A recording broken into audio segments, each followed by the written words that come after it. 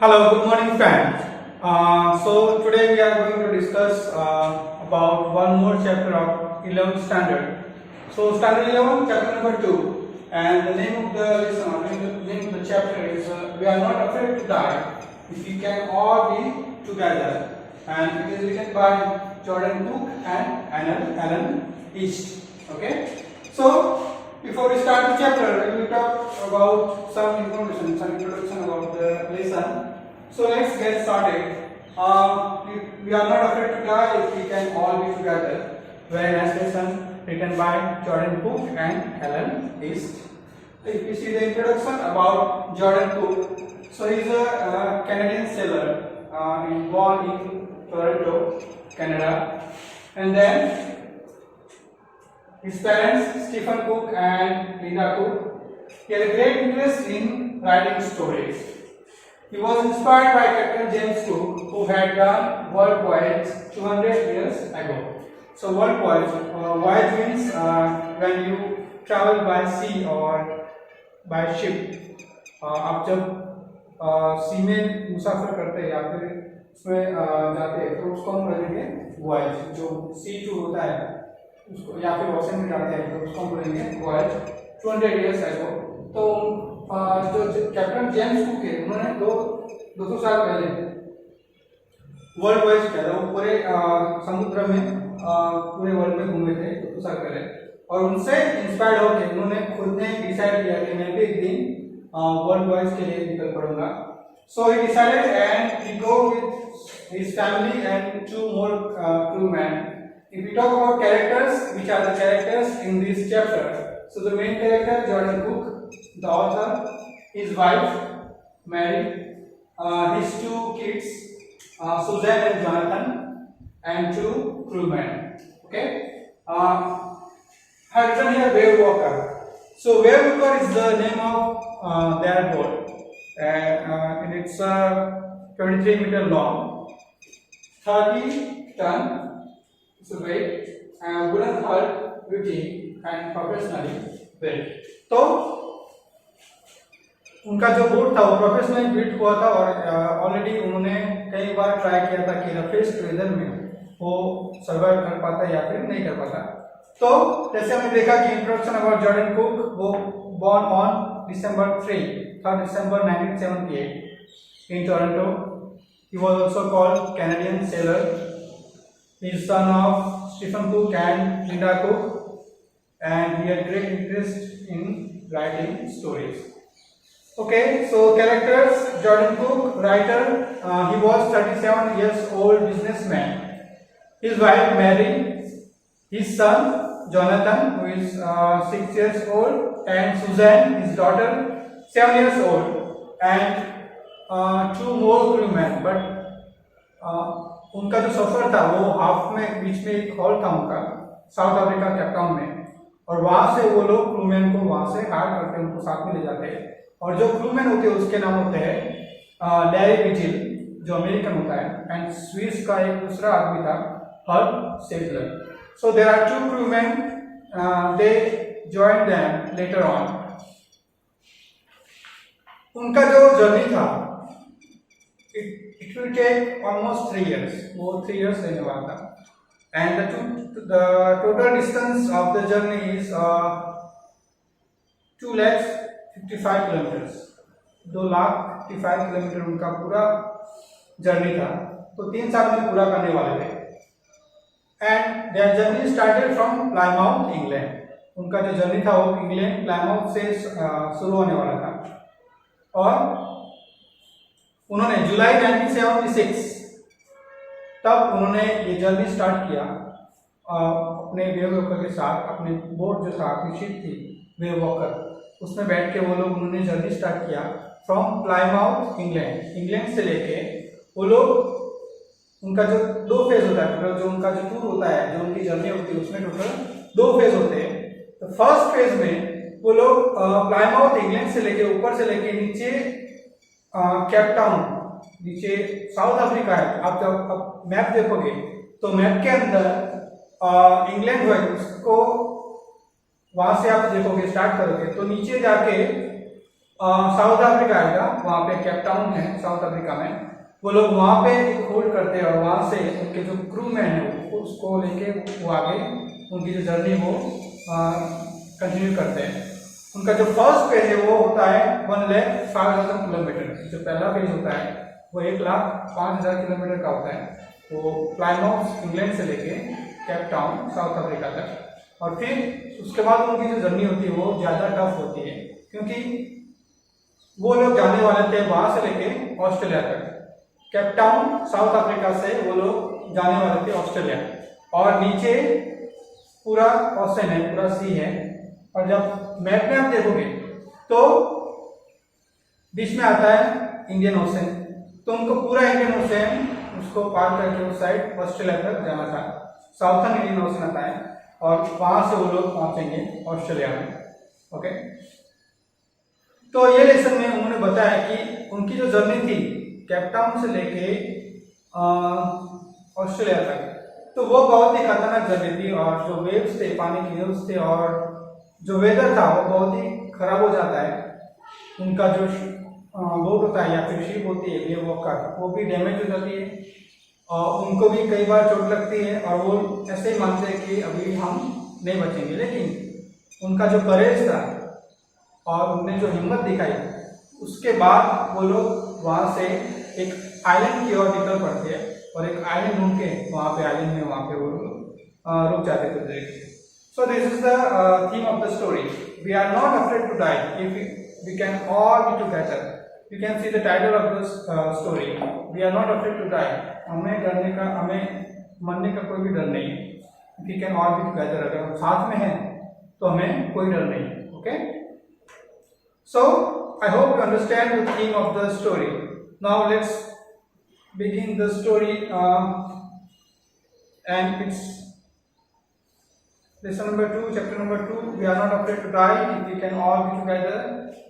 Page number 30, written by Jordan Cook and Alan East. So you have to remember the name of the writer, some introduction of the writer, and the theme of the story. So let's begin.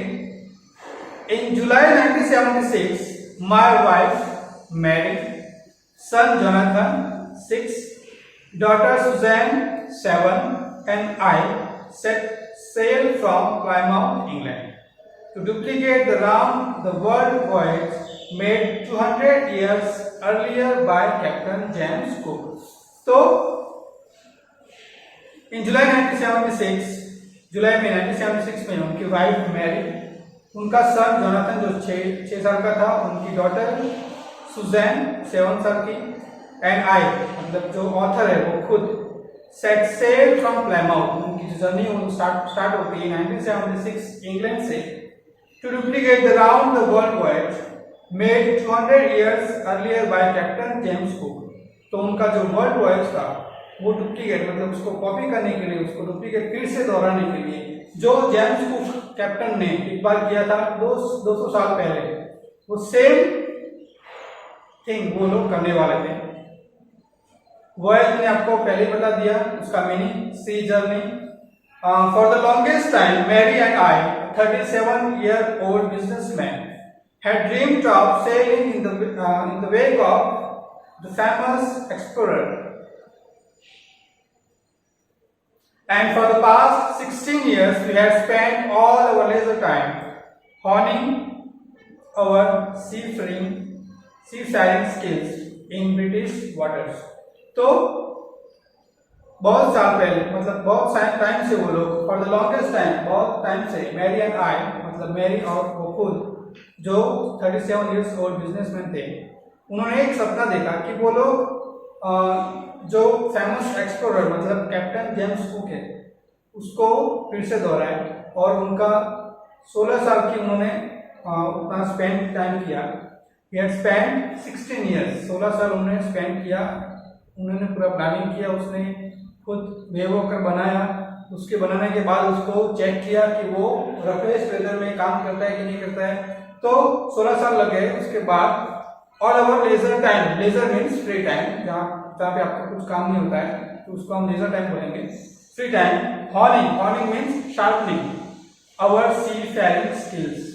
तो उन्होंने अपना जो उनकी जो skill थी सी में कैसे journey करनी और क्या क्या उसमें प्रॉब्लम आती है तो उसको कैसे ओवरकम किया जाए, तो वो सब ट्रेनिंग वो खुद ले रहे थे 16 साल से इन ब्रिटिश वाटर्स।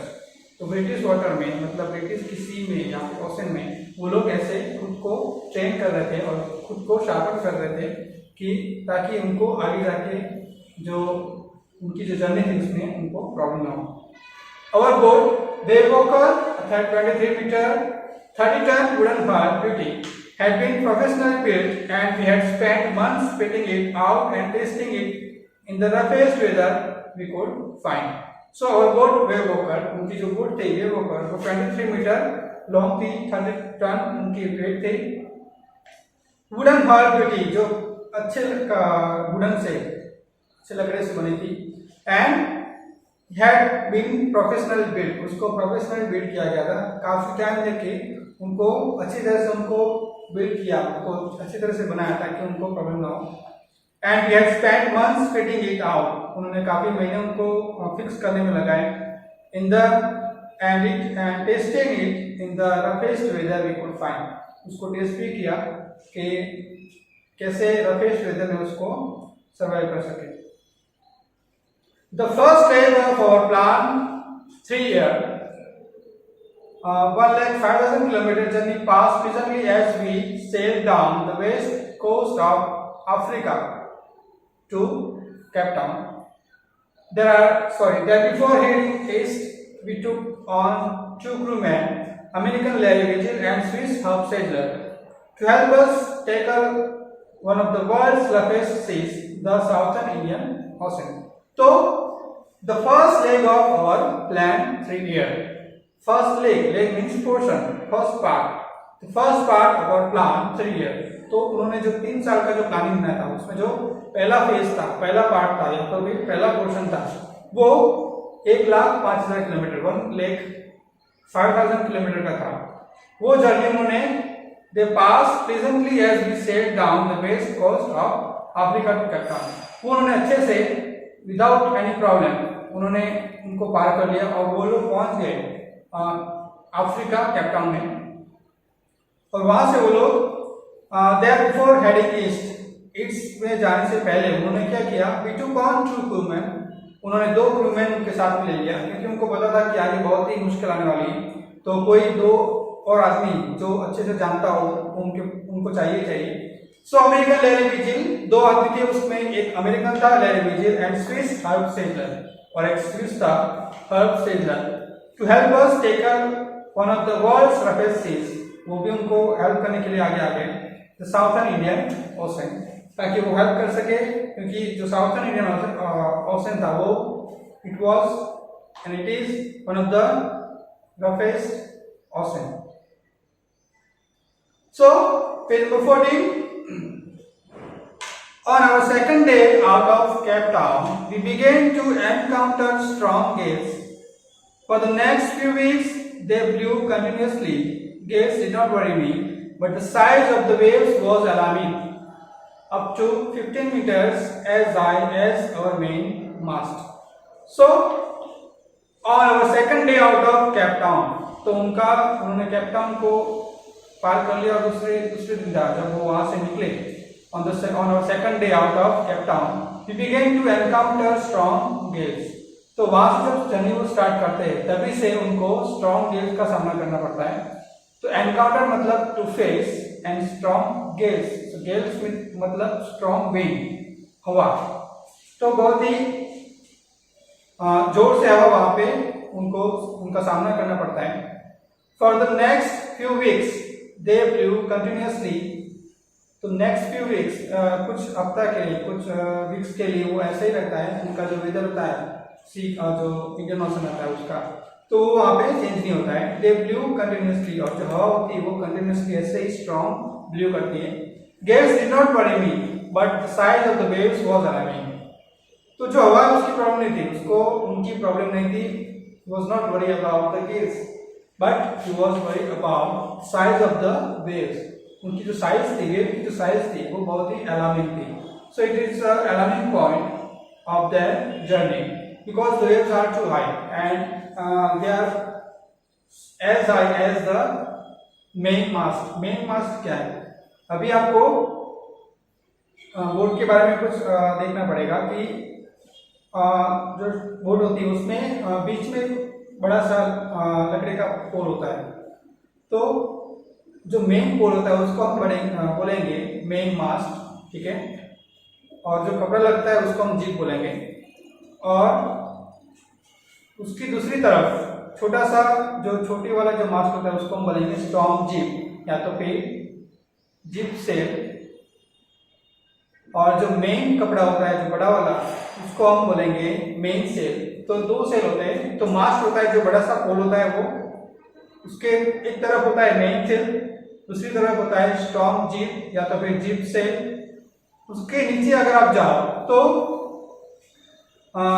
जिससे वो लकड़ी बंधी होती है, जो कपड़ा बंधा होता है नीचे, उसके नीचे की तरफ, तो उसको हम बूम बोलेंगे। उसके अंदर जो बोट का अंदर का जो पोर्शन है उसको हम कॉकपिट बोलेंगे। बोट के जो पीछे का हिस्सा है जो पीछे की तरफ होता है उसको हम स्टर्न बोलेंगे, और जिससे बोट को हम कंट्रोल करते हैं उसको रडार बोलेंगे, रडार जिसको बोलते हैं जी हम। उसके अंदर जो कैबिन होता है उसको हम कैबिन बोलेंगे, और बोट का जो आगे का हिस्सा है लेफ्ट साइड का उसको हम वो बोलेंगे, और पूरे शिप का, पूरे बोट का जो राइट साइड का पूरा पोर्शन है उसको हम बोलेंगे starboard side. So this is the thing you have to remember. The mast, here you have to remember mast first. The main pole जो बड़ा खंभा होगा उसको हम मास्ट बोलेंगे। तो जो हवा थी या तो फिर जो वेव्स थे पानी के, वो उतने हाई थे, उतने ऊंचे थे, जैसे कि सेम उनके जो मास्ट था उतना ही हाई था उनका साइज। तो the size of the waves was alarming up to 15 meters। तो आप समझ सकते हैं कि उनका जो मेन मास्ट था वो 15 मीटर्स हाई था। As high as our main mast, तो उनका जो मेन मास्ट था उतना ही उनके जो वेव था उतनी साइज थी। December 25 found us 3,500 kilometers east of Cape Town. Despite atrocious weather, we had a wonderful holiday, complete with a Christmas tree. New Year's Day saw no improvement in the weather, but we reasoned that it had to change soon, and it did change for the worse. तो December 25 found us 3,500 kilometre east of Cape Town. December 25 तो 25 दिसंबर जब Christmas होती है तब वो लोग Cape Town से 3,500 kilometre east में वहां तक पहुंच जाते हैं। Despite atrocious weather, atrocious means very bad weather, तो इतना खराब वेदर होने के बावजूद we had wonderful holiday complete with a Christmas tree. तो उनका जो हॉलिडे होता है वो अच्छे से वो लोग स्पेंड करते हैं with Christmas tree. New years day so no improvement in the weather. तो जो न्यू ईयर होता है, न्यू ईयर कब होता है? 1 जनवरी। तो या तो फिर आप बोल सकते हैं कि 1 जनवरी, 2 जनवरी, New years day so no improvement in the weather. तो जब क्रिसमस खत्म होने के बाद 2 जनवरी या तो फिर 1 जनवरी जब आती है तभी तक, मतलब एक वीक तक कंटिन्यूअस ऐसा वेदर रहता है, और देयर इज नो चेंज और there is no any improvement in the weather. So new years day so no improvement in the weather, but we reason that it had to change soon. We reason means think logically. उन्होंने सोचा कि ये जो weather है वो बहुत ही जल्द change हो जाएगा, that it had to change soon, and it did change, और वो चेंज भी हुआ, बट कैसे हुआ? But for the worse. Weather जो था वो चेंज हुआ लेकिन और खराब होता चला। जो वेदर था वो चेंज हो गया लेकिन जितना था उससे भी ज्यादा खराब हो गया। At dawn on January 2, the waves were gigantic. We were sailing with only a small storm jeep and were still making 8 knots. As the ship rose to the top of each wave, we could see enormous seas rolling towards us, and the screaming of the wind and spray was painful to the ears. To slow the boat down, we dropped the storm jeep and laced the heavy mooring rope in a loop across the stern. Then we double lace everything, went through our life raft drill, attached lifelines, don oilskins and life jackets and waited. तो ये paragraph में क्या लिखा है कि at dawn on January 2, dawn means morning, तो 2 January morning में क्या होता है, the waves were gigantic, gigantic मतलब extremely large और very high, तो waves होते हैं वो January 2 में और ज्यादा हाई हो जाते हैं. We were sailing with only a small storm jib and were still making 8 knots. तो उस टाइम वो लोग सेल कर रहे थे, जा रहे थे with only small storm jib. तो जैसे मैंने आपको बताया कि जो मेन सेल होता है दूसरी तरफ जिप सेल होता है जिसको हम स्टॉर्म जिप होते हैं, वो बहुत ही छोटा था.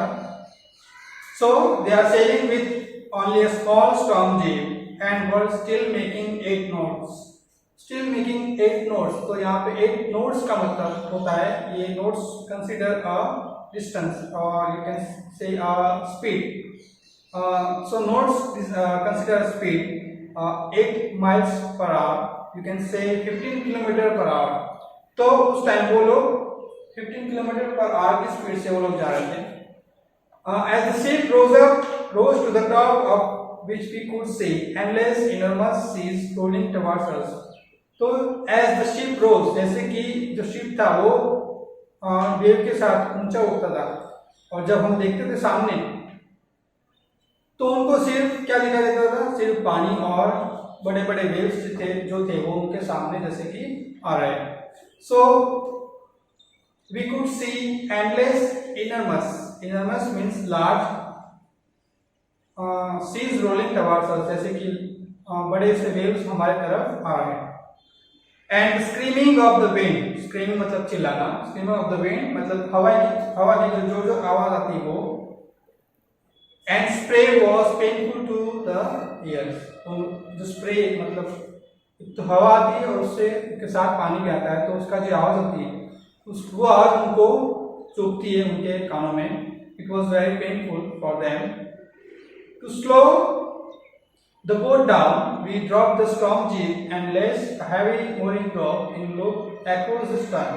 तो उनको स्पीड करने के लिए, स्पीड कम करने के लिए, to slow the speed down और बोट डाउन, उन्होंने क्या किया, बोट की जो स्पीड थी वो कम करने के लिए उन्होंने क्या किया, we drop the storm jib, वो जो स्टॉर्म जिप था वो खोल दिया. And laced a heavy mooring rope, mooring rope बड़ी सी जो रोप होती है बोट के अंदर उसको mooring rope बोलते हैं.